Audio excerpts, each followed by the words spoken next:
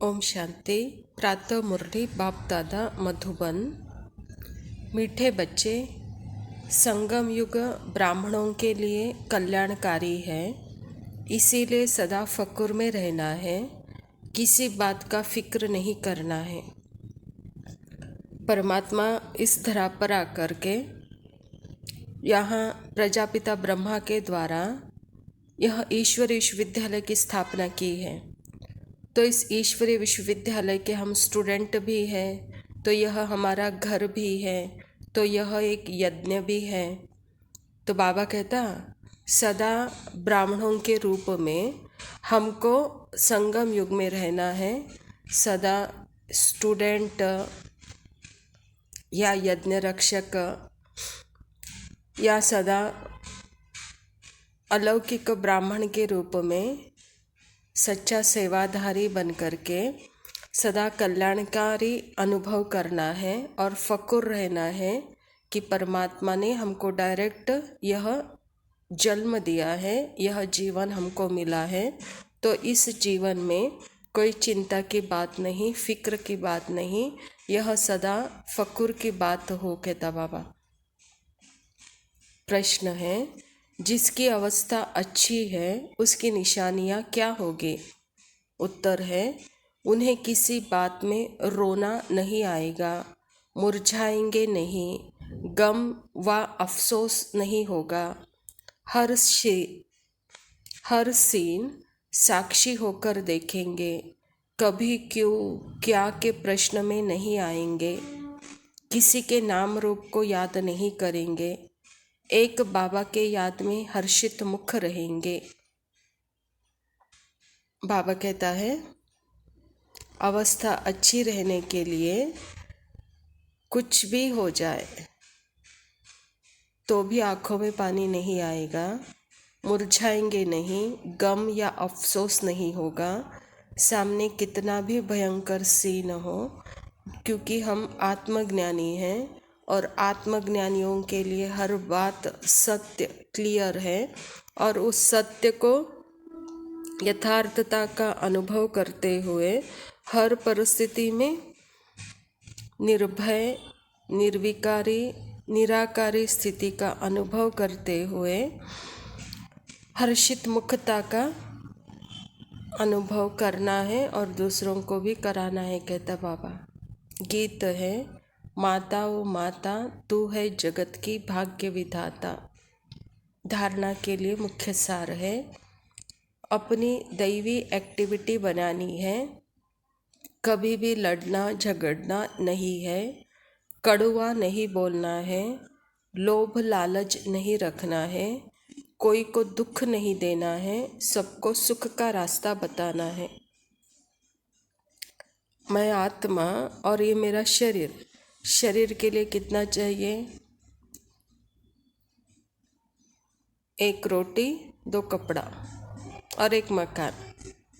तो बाबा कहता जितना इसको देना है उसको दे करके जो भी है वो सेवा में सफल करना है। बाबा कहता लोभ लालच नहीं रखना है, दुख नहीं देना है और सबको सुख का रास्ता बताना है। कहता है बाबा दूसरा पॉइंट है, कोई भी विघ्न में संशय नहीं उठाना है, ड्रामा की निश्चित भावी समझ फक्र में रहना है, फिक्र नहीं करना है। बाबा कहता जो कुछ भी है वह नाटक है, ड्रामा है, ड्रामा फिक्स है, ड्रामा का हर सीन फिक्स है। तो बाबा कहता हर सीन को निश्चित भावी समझ करके फक्र में रहो, फिक्र नहीं करो। कहता बाबा वरदान है, सच्चे दिल से बाप को राजी करने और सदा राजी रहने वाले राजयुक्त भव।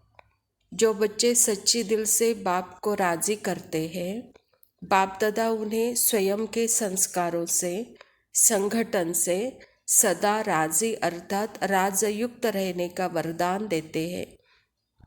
स्वयं के व एक दो के संस्कारों के राज को जानना, परिस्थितियों को जानना, यही राजयुक्त स्थिति है। सच्चे दिल से बाप को अपना पोता में देने व स्नेह की रूह रिहान करने से सदा समीपता का अनुभव होता है और पिछला खाता समाप्त हो जाता है। शिव बाबा कहता, बच्चे सच्चे दिल से परमात्मा को राजी करने के लिए हर राज को जानो और राजयुक्त योग युक्त रहो। कहता बाबा, मैं आत्मा और मेरे संस्कार और यह पात्र के भी संस्कार और जो भी सामने है उस आत्मा के संस्कार और उसके पात्र के संस्कार को जानना, परिस्थिति को जानना, यही है राजयुक्त। तो बाबा कहता, इस राजयुक्त में रह करके सच्चे दिल से हर आत्मा का सेवा करते हुए परमात्मा के साथ रूह रिहान करो, परमात्मा को अपना पोता में दो, तब परमात्मा के साथ समीपता का अनुभव होगा और पिछला खाता समाप्त होगा। कहता बाबा, स्लोगन है, सच्चे दिल से दाता विधाता वरदाता को राजी करने वाले ही रूहानी मौज में रहते हैं। ओम शांति।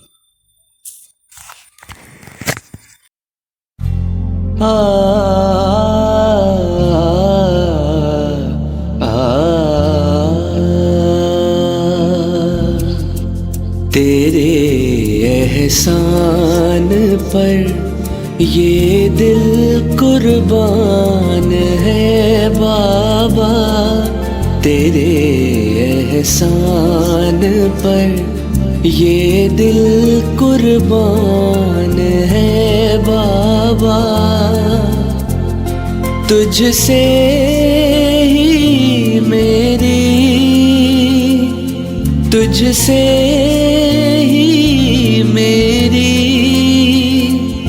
जिंदगी महान है बाबा, तेरे एहसान पर।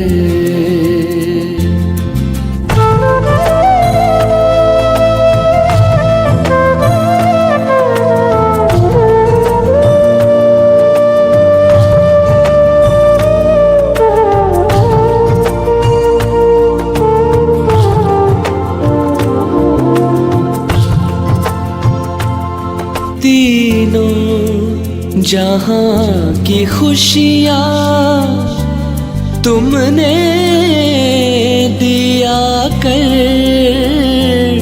प्यासी नदी को जैसे मिल गया हो सागर, तेरी ही पलकों में, तेरी ही पलकों में मेरा जहान है बाबा, तेरे एहसान पर।